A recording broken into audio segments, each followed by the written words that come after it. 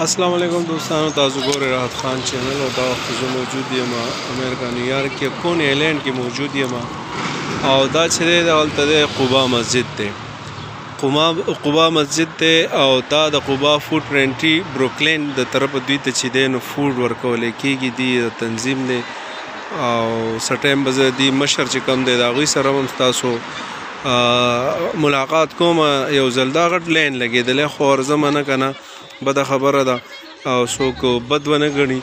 او دا ځای په ځای چې دی نو داسې فوډ دا اوس د مسلم کمیونټي دپاره ده که نه صرف مسلمانان دپاره، خو منه پکې نشته چې څوک هم دې ته راتلی شي او څوک هم چې دی نو هغې دلته نه خپل ځان له فوډ اخیستی شي. او دلته کې اکثر لګېدلی اکثر ډیلی بیس باندې مي او دې سره چې دی نو ډېر غټ لین دی که نه، تقریبا تاسو تاسې وښیم دا غزي پورې دی. نو په امریکا کې ځای په ځای به تاسو ته داسې شیزونه میلاویږي، هغې د مختلف تنظیمونو چې دی هغوی ورکوي، څوک څنګه کم تنظیم په نوم څوک کم تنظیم په نوم باندې. نو دا د کونی آیلینډ کې دا به تا ته کونی آیلینډ کې ځای په ځای داسې میلاویږي فوډ چې کم ډېر کم دغه والی دي. السلام علیکم. ډېر کم دغه والی دي چې د هغوی انکم کم راځي د میاشتې چې د هغوی څونه دغې. نو داسې ځای په ځای په امریکا کې دا فیسیلیټیز ورکولی کېږي او دې کې رنګ، نسل، زبان او مذهب ته هم نه کتلی کېږي، خو بس هغوی لیکلی چې دا زموږ د پلاني تنظیم یا مسلم کمیونټي د طرفه دی یا د پلاني طرفه دی، داسې نومونه یې ورکړي. خو دغه دی دا څه نوم دی لالا پکې را روان دی داسې خو لږ مې پکې راوستو. نو خبره دا ده چې لکه هر څوک دې ته راتلی شي، هغوی ځان له دې د فوډ اخیستی شي او لین کې وردېږه ښه په احترام سره ښه په عزت سره هر سړی دی کې دغه اخیستی شي څه ځان له.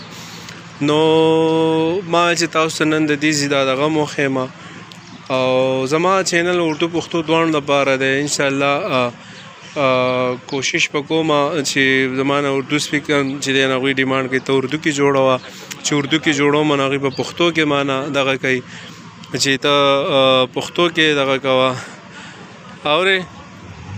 نو د بس دا لالا را روان دی، د سره پکې ملاقات کوه. السلام علیکم لالا. ستړی مه شې لالا، څنګه حال دی؟ ښه جوړې تاسو ښه نور لالا څنګه ژوند زندګي دې ښه ده؟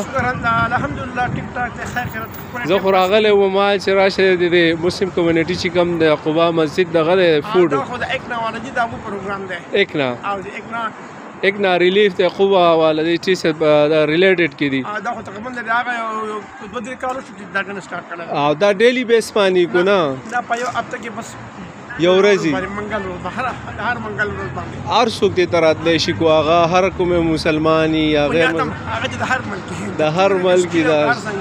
نو لالا تاسو ژوند زندگی دلته ښه ده؟